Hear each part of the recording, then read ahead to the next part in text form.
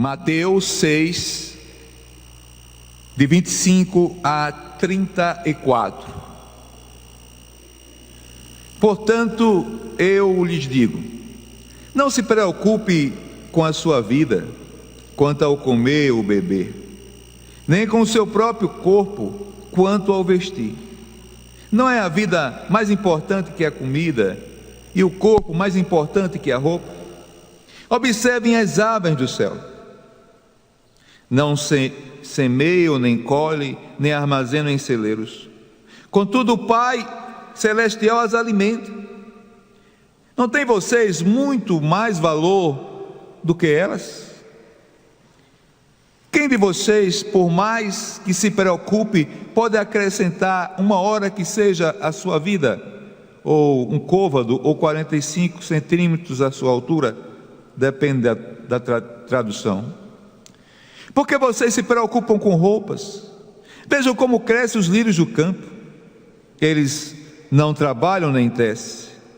Contudo, eu lhes digo que nem Salomão, em todo o seu esplendor, vestiu-se como um deles. Se Deus veste assim a erva do campo, que hoje existe, amanhã é lançada no fogo, não vestirá muito mais a vós, 6 homens de pequena fé. Portanto, não se preocupe dizendo: que vamos beber, que vamos comer, o que vamos beber, ou que vamos vestir. Pois os pagãos ou incrédulos é que correm atrás dessas coisas, mas o Pai Celestial sabe que vocês precisam delas.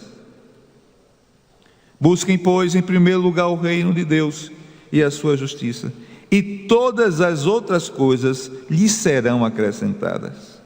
Portanto, não se preocupe com o amanhã, pois o amanhã trará as suas próprias preocupações.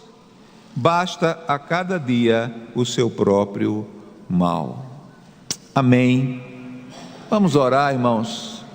Vamos pedir a Deus que nos abençoe. Vamos pedir a Deus, Jonatas.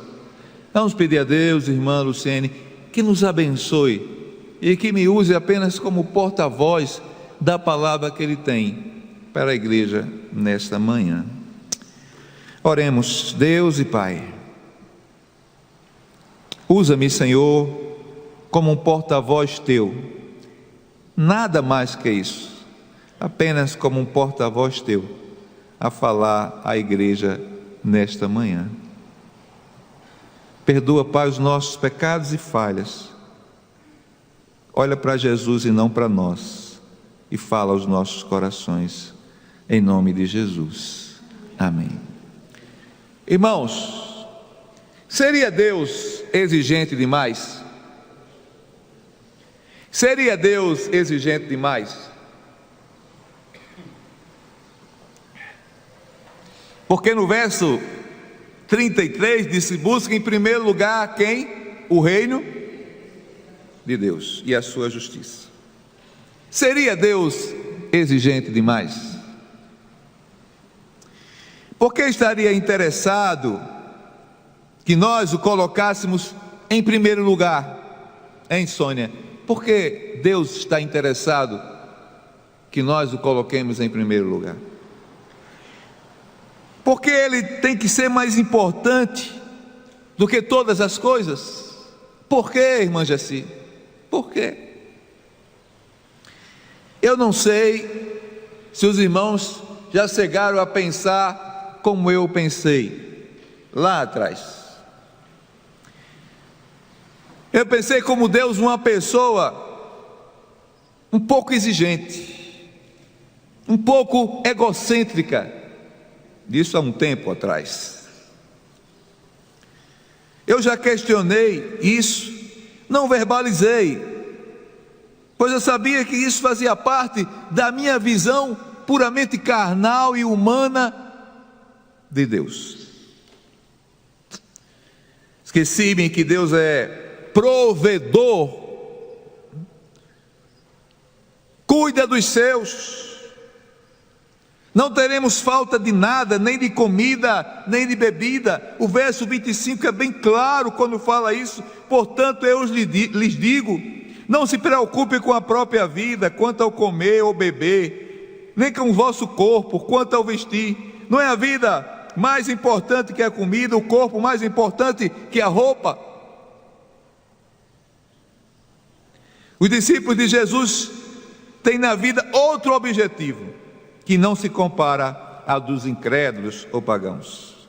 O nosso objetivo é o reino de Deus. Os incrédulos não se preocupam com essas coisas que nós nos preocupamos. Amados, nós temos o cuidado paterno de Deus. Amém? Amém, Gerson? Necessário que entendamos isso. Deus, Ele não é exigente demais. Em primeiro lugar, Deus não precisa do primeiro lugar na minha vida, nem de Caio, nem de Elias. Ele precisa, nós é que precisamos dele, em primeiro lugar em nossas vidas. O Pai Celeste não precisa o lugar de destaque em nossas vidas. Nós é que necessitamos dele. É o que nós temos necessidade, e para o nosso bem, ele precisa estar em primeiro lugar em nossas vidas.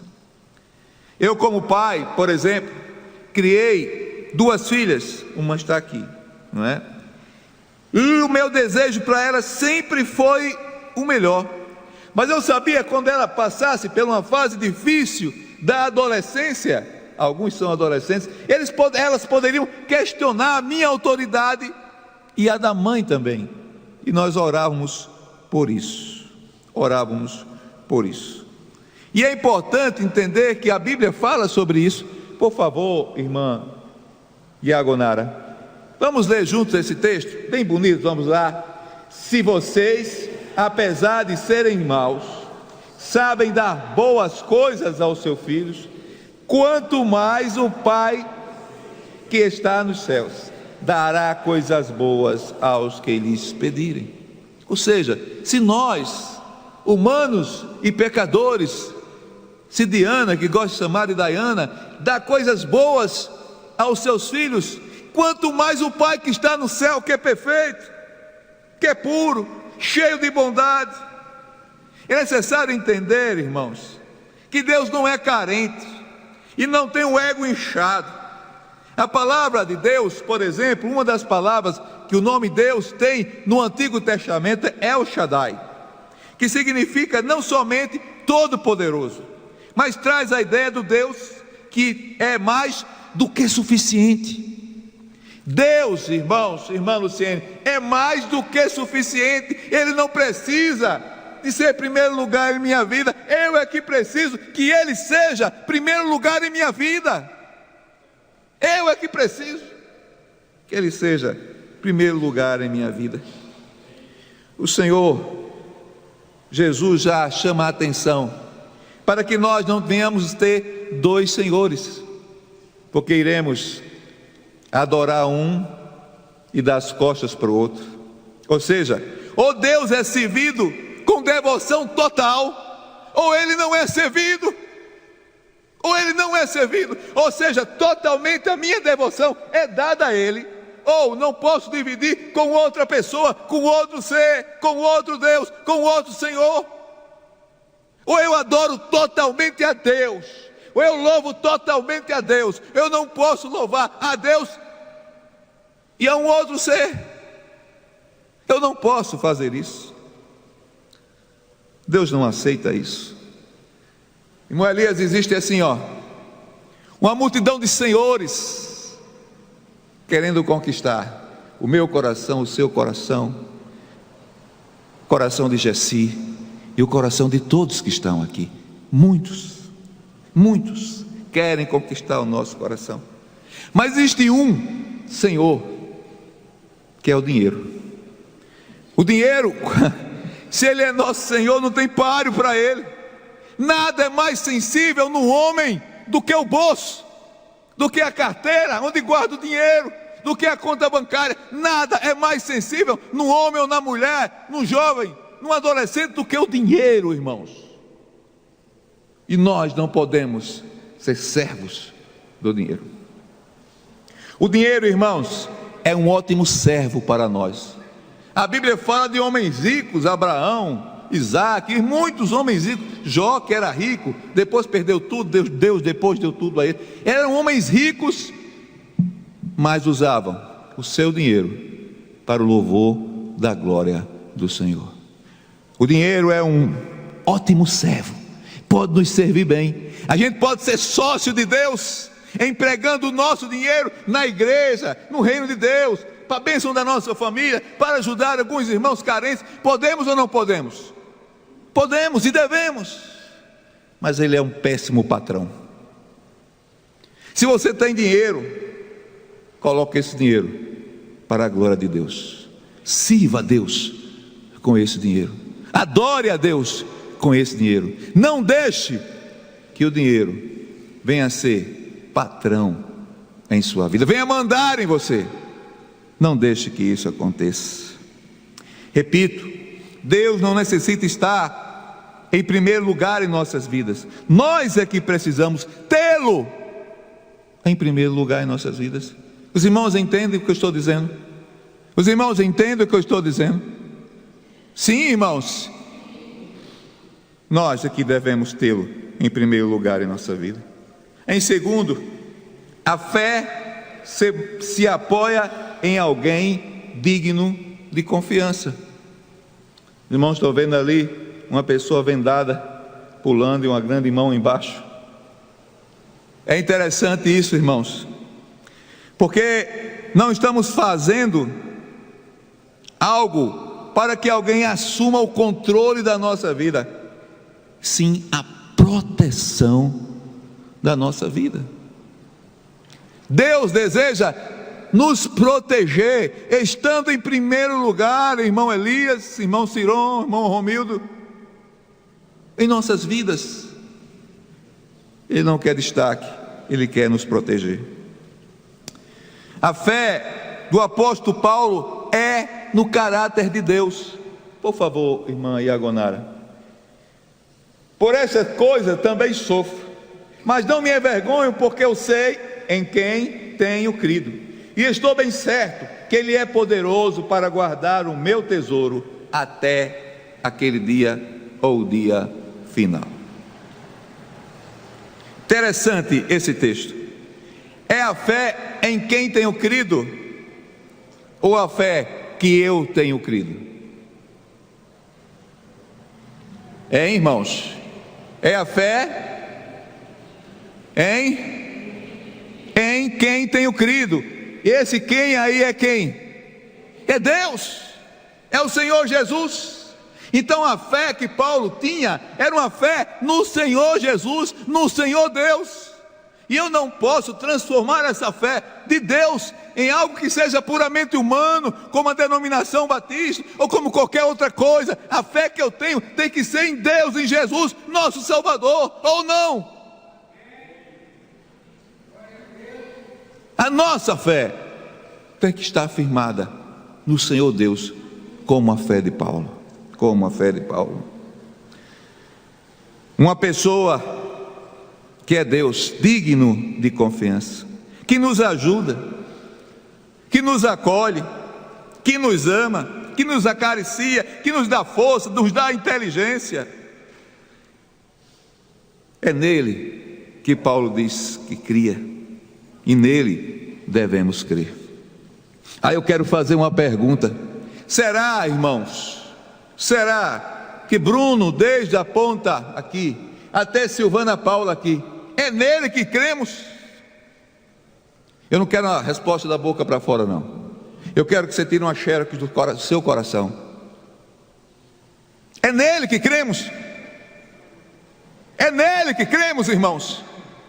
É nele que cremos? É nele que cremos. Irmãos, nós não podemos olhar para Deus com o filtro das nossas limitações, com motivações erradas. Repito, nós não podemos olhar para Deus, nenhum de nós, nem eu, nem vocês, com o filtro da nossa limitação e com motivações erradas. Não podemos, não podemos. Ele é perfeito, Ele nunca falha, Ele nunca erra. Ele é Deus e não homem para mentir. Ele é fiel e Ele é digno de toda confiança. Ele é digno de toda a confiança. Em terceiro lugar, não existe crentes santos e crentes normais. Existem crentes santos aqui na igreja? Claro, todos nós somos santos. Existem crentes normais aqui na igreja? Vamos ler o texto. Aquele que não carrega a cruz, não me segue e não pode ser meu discípulo. Pode deixar esse texto aí, irmã Agonara. Parece que a igreja hoje acha que existe aqueles que tomam a cruz, que são santos e especiais. Então, quer dizer que os que tomam a cruz são santos. Seguindo essa linha de pensamento, o que não toma a cruz são crentes normais. O grande problema dessa verdade, Filipão, é que essa ideia não existe na Bíblia. Existe isso? Crente que não toma a cruz? Existe isso, irmãos? Discípulo de Jesus que não toma a cruz? Existe isso, irmãos? Não, isso não existe. Essa ideia não existe. Se tomar a cruz é discípulo, se não tomar a cruz não é discípulo. Não é discípulo, meu irmão. Atente para esse fato. Ou você se compromete 100% com Jesus, ou você não se compromete com Jesus. Jesus só aceita sim e não. Sim e não. Sim e não. Ou você assume a cruz de Cristo e a responsabilidade com o Evangelho de Jesus, ou você não é discípulo de Jesus. Não existe crentes santos e crentes normais. Isso não existe, irmãos. Não há outra forma de viver a vida cristã a não ser mediante morte do seu eu. Quando a gente toma a cruz, é para o quê? Para a morte do meu eu e o novo compromisso com Jesus. Quando Jesus entrou em sua vida? Houve alguma mudança ou apenas algumas parcelas de mudança? Houve uma mudança radical ou não houve nenhuma mudança?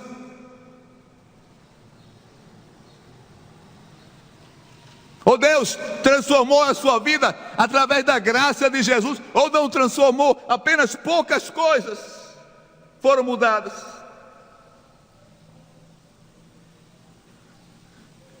Queridos, nós somos salvos pela graça,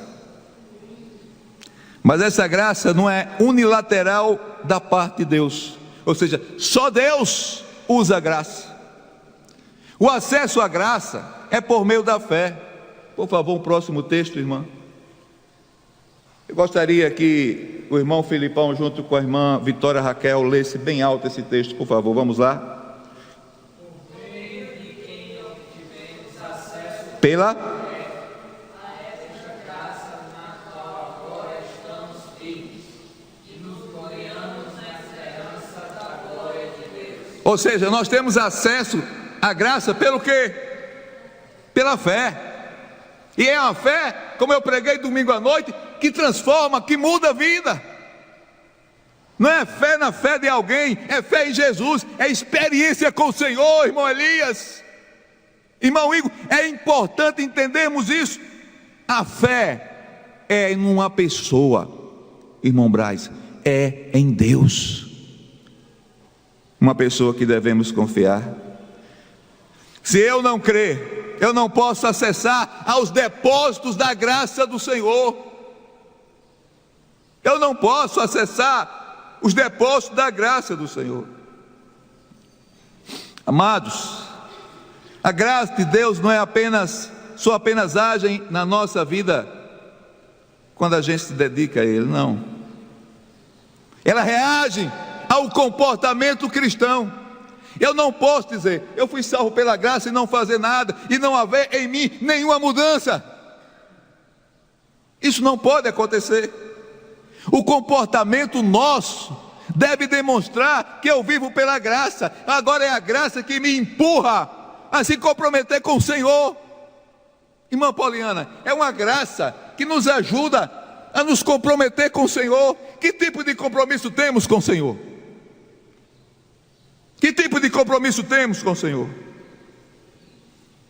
Temos entrega das nossas vidas ao Senhor? Confiança no Senhor?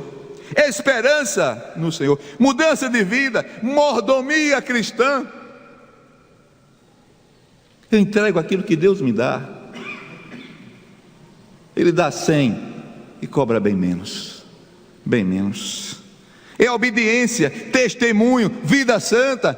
Essas são algumas coisas que nós podemos entregar ao Senhor de volta, porque é a graça dele que me invade e que toca o meu coração. Amém, irmãos? Infelizmente, a nossa geração tem recebido um evangelho transgênico. É um evangelho que pode ser mudado de homem para mulher, não é isso que ocorre? Irmãos, nós não podemos apresentar aos homens apenas o direito ou os direitos que ele tem na aliança com Deus, e recusar apresentar os deveres que este homem tem com Deus. Ao pregar, eu não posso dizer, Jesus vai lhe abençoar e vai salvar a sua vida, mas eu tenho que dizer, Jesus vai abençoar, isso é verdade, vai salvar a sua vida, é verdade, mas você, a partir do momento que entrega a vida ao Senhor, você também tem responsabilidades com Deus. Responsabilidades com Deus, porque senão eu estou pregando apenas bênçãos de salvação e esquecendo do compromisso que cada um deve fazer em sua vida. Tem um teólogo chamado Dietrich Bonhoeffer, que ele escreveu um livro chamado Ética, e nesse livro ele fala uma frase que é graça barata, ou seja, nós aceitamos pela graça a salvação, mas nós não nos comprometemos com o Deus que nos deu essa graça, com Deus que nos deu essa graça. Irmãos, não pode ser unilateral, só Deus dá a graça, e essa graça não muda nada em minha vida, não muda nada em minha vida. Eu não posso ser assim, eu não posso deixar que o inimigo me faça assim. A vida precisa de mudança.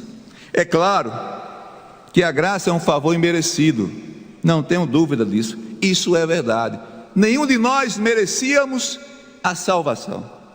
Deus olhou para nós com um olhar de amor e compaixão e misericórdia e nos salvou. Isso é verdade absoluta, não nego isso, mas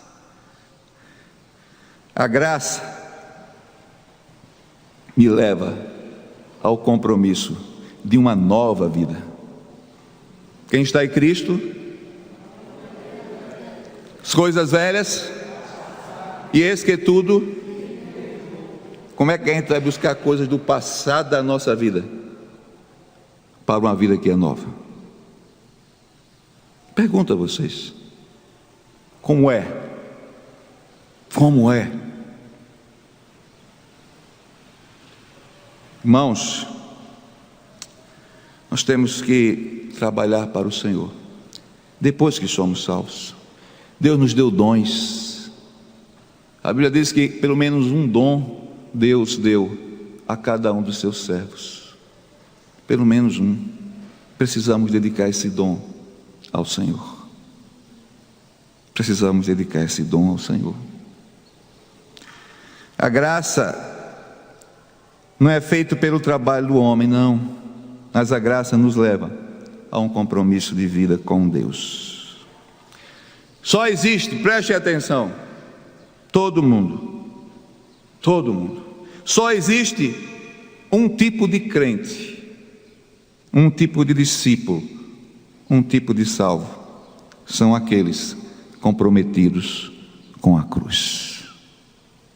Repito, só existe um tipo de crente, um tipo de discípulo, um tipo de salvo: aqueles comprometidos com a cruz, por meio da fé. Em quarto lugar, irmãos, Jesus só é Salvador de quem Ele é Senhor. A gente sempre fala isso nos cultos de evangelismo. Ele só pode salvar aquele que o aceita como Senhor. Vamos para a Bíblia agora. Só um momentinho.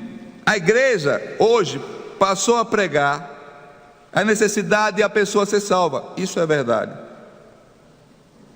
Mas para que a pessoa seja salva, ela tem que confessar Jesus como o quê? Essa é a primeira coisa, essa é a segunda coisa. Essa é a segunda coisa. Vamos ver o que é que diz esse texto.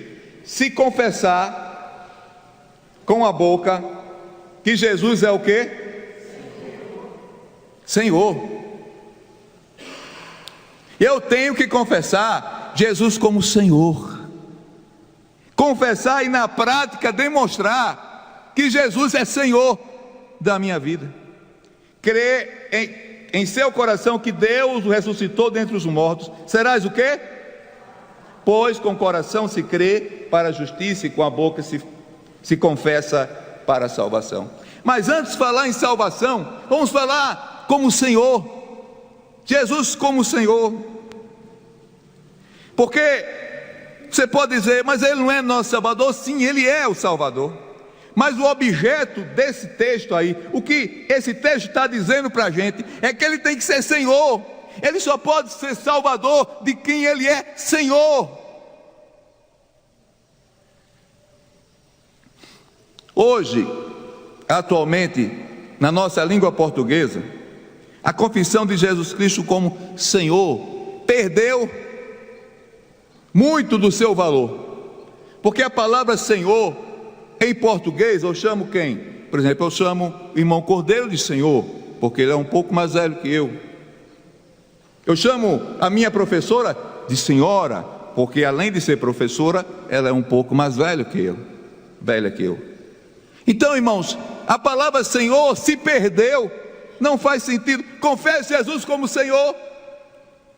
O que é confessar Jesus como Senhor? Deixa eu explicar. Jesus como Senhor equivale à suprema honra a qual Deus exaltou Jesus. O Novo Testamento, a palavra Kyrios, que é Senhor, significa aquele a quem pertence pessoas ou coisas, sobre o qual ele tem poder de decisão. Ele é mestre, Senhor, possui e dispõe de algo, proprietário, alguém que tem controle sobre a pessoa. Quando eu digo Jesus Cristo é o Senhor, eu penso nisso, irmãos. Eu penso nisso, pastor França. Eu penso nisso.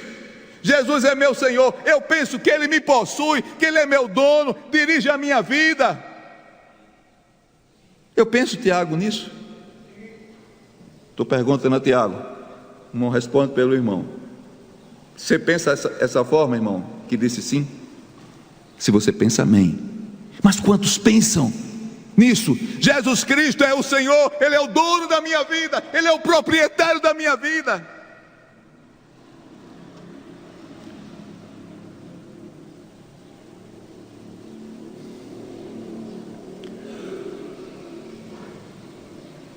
Irmãos, no ato de nos comprar, Jesus se deu 100%.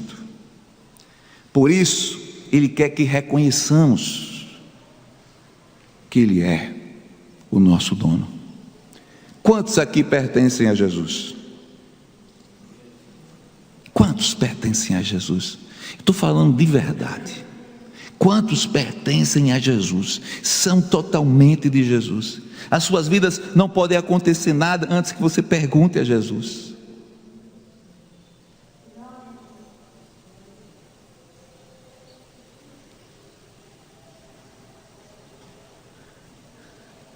Ele é o nosso dono e nós somos suas propriedades. Quando nos curvamos ao senhorio de Cristo, é reconhecendo que somos dele.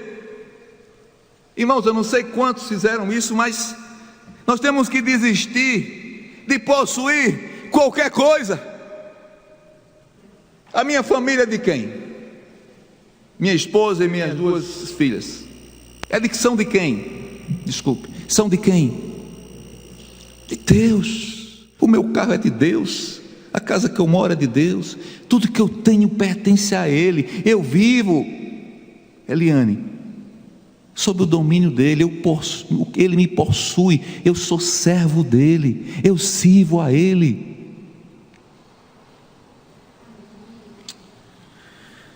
Nós desistimos de ter qualquer coisa nossa, ou mesmo de sermos senhores de nós mesmos.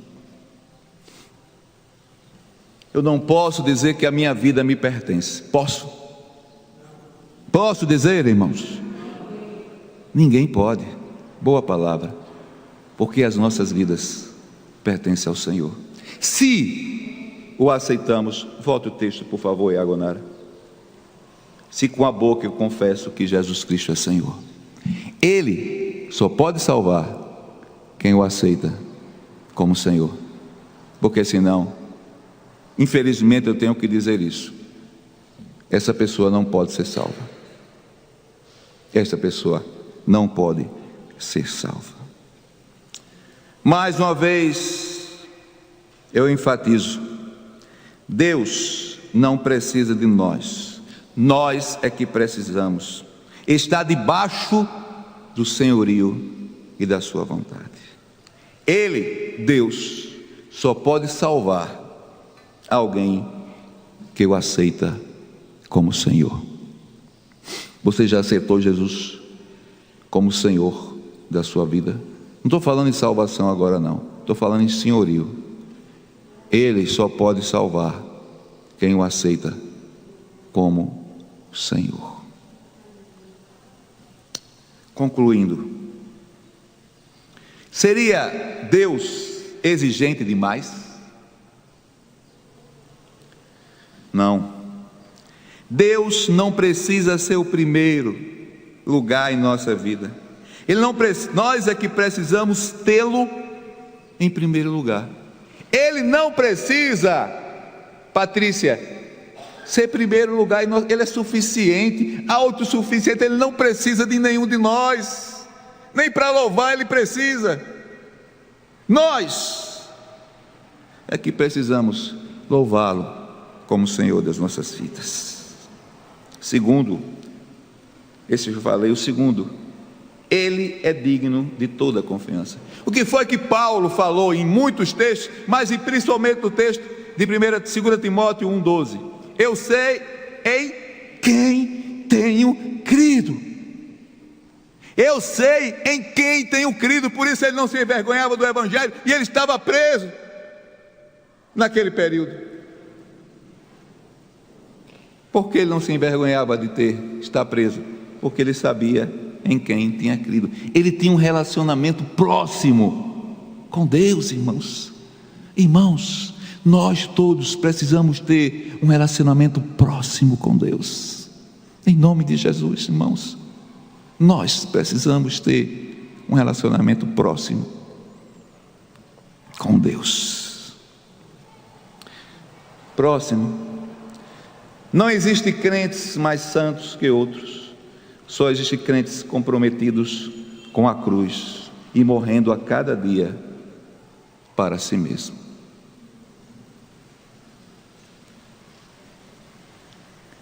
A morte do eu, aí é enfatizado. Não que Deus não queira que a gente realize os nossos sonhos. Ele quer que realizemos nossos sonhos dentro da vontade e direção dEle.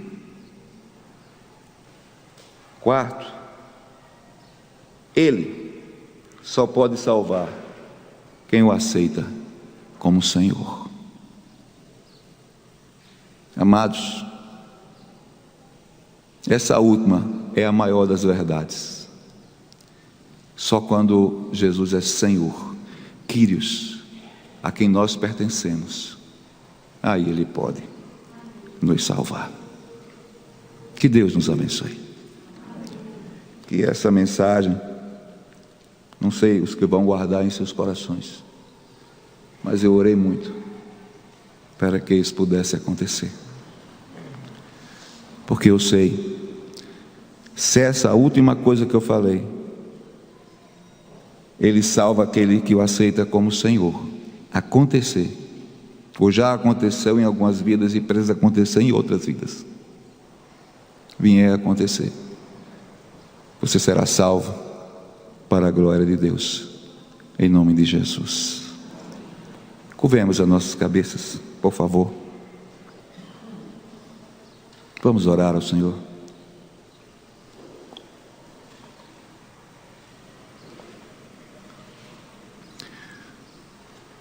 Olhe para dentro de você.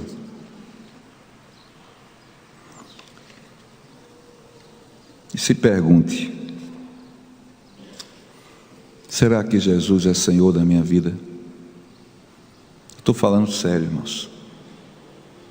Curve sua cabeça e pergunte ao Senhor: será que Jesus é o Senhor da minha vida? Porque se Ele for, eu tenho certeza que muita coisa vai mudar. Na sua vida em primeiro lugar, na minha vida em segundo lugar, e na vida da igreja. Cíntia, Ele é seu Senhor, Cíntia. Jessi, Ele é seu Senhor. Elias, Ele é seu Senhor. Rosivaldo, Ele é seu Senhor. Jovens, adolescentes, Ele é seu Senhor. Deus e Pai, obrigado, Jesus, por Tua palavra lida e explicada nessa manhã. Como eu te disse, Senhor, eu fiz o máximo de mim para apresentar essa mensagem. Sei que foi uma mensagem limitada pela minha fraqueza humana, mas dentro da minha limitação, Senhor, foi o melhor que eu pude fazer. E eu espero, Senhor, como eu te pedi, que essa mensagem fique nas mentes e corações, e que haja, Senhor, mudanças de vidas para a Tua glória, para a Tua honra e para o Teu louvor, no nome de Jesus.